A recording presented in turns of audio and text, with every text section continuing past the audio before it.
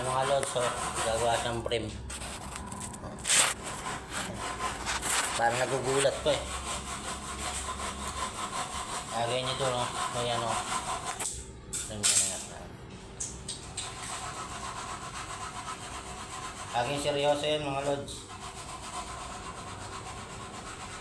Kanya biglang tatawa yan. Ay daw. Ako na lods. Mag-deposito lang ako. Nakawa ko sa isa lods eh. Mamaya may swimming po kami mga siguro mga alas 8 o 9 ang gabi. I-invite kami sa kabila sa Shore 3 Tower D. Medyo mapapay na yung boss namin dahil sigurado bukas tapos na ito eh. I-clearing na kami bukas. Pakita na yung gagawin namin itong frame saka itong repeat ng cabinet. Tapos mamaya kakabit namin TV. Yan. Dito kompleto. May internet, naka-earphone. Salamat sa may-ari na taga-Italy dahil tiwala siya sa amin. At paano lahat ng gamit dito, iniingatan namin. Mga plato nila, tasa, baso, lahat yan ginagamit namin. Minsan, yung TV, yan, nunundot kami. Kaya salamat sa may-ari na taga-Italy. Ngayon, sila nasa Italy ngayon. Baka next nandito sila.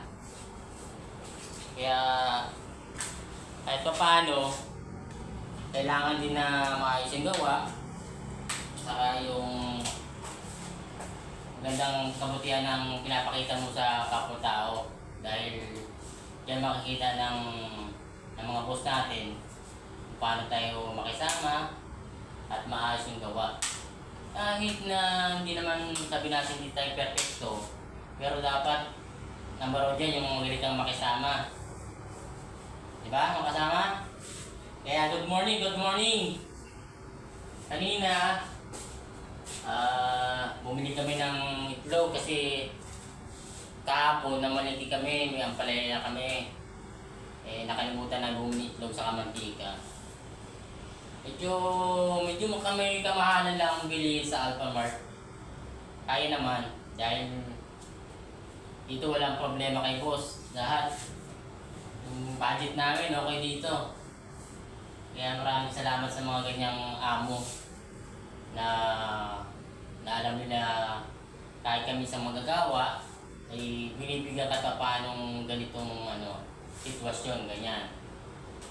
Libre yung katulad niyan, staying kami, naka-aircon nga, may internet, nasa kaya minsan lang itong mangyari, sana sa susunod na may project nga ulit, ganito din. Minsan, kailangan natin talagang yung pakikisama lang sa kapwa-tao. Yan number 1. Pakikisama. Good morning! Okay. Oras na. Medyo hindi pwede tayong pabating-bating. Sinabing trabaho.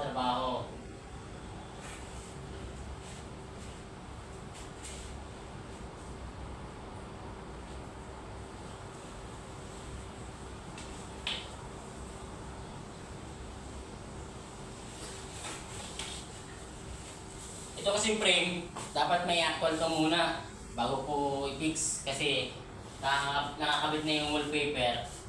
Baka kasi pag nagpintura ako, mahirapan ako mag-cutting. Ito kasi wallpaper, pag ito dinikit ako ng masking tape o anong klaseng tape, baka dumikit, baka matanggal yung wallpaper. Kaya ina-actual ko muna bago ko pinturahan. Para sure, kasamang 0-0 ba? Okay na.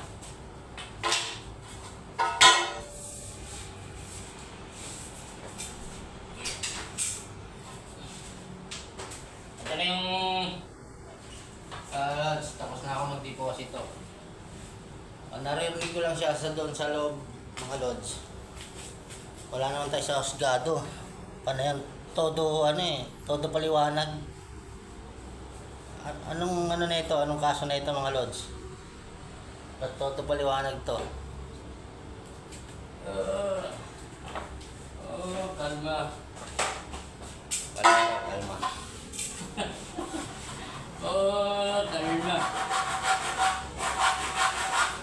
Baka na mawala yan.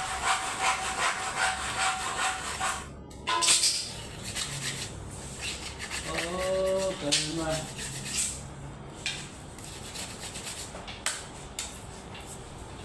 Ito pala yung ano ko. Nire-repaint ko, mga lods. Mamaya, mapakita ko sa inyo. Paano magtrabaho ang S?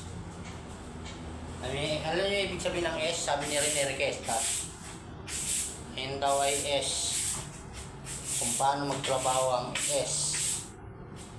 Siyempre hindi naman social. Supply. Yan ang tamang ano ng kasagutan. Kung paano magtrabaho ang supply.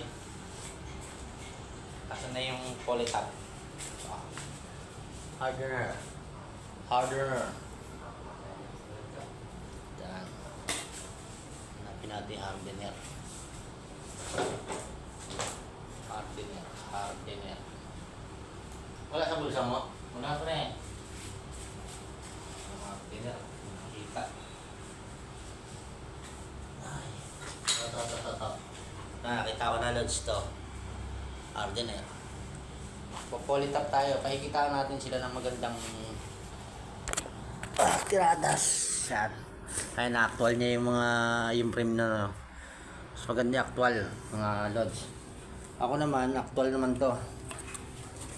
Ito, papakita ko sa inyo. Ilalim natin no? Kita nyo? Oh, ganyan ang ginawa nila rito. Yan.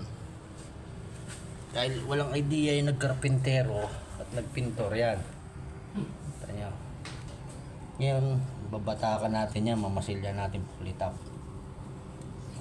Yan yun, walang pintura oh. Kulit no? Ganyan magtrabaho ang mga S. Yan, ang dami oh. Sige. Bisa na. Maya naman mga lods.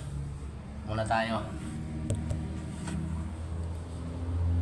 Sunod sa next video. Thank you and so much.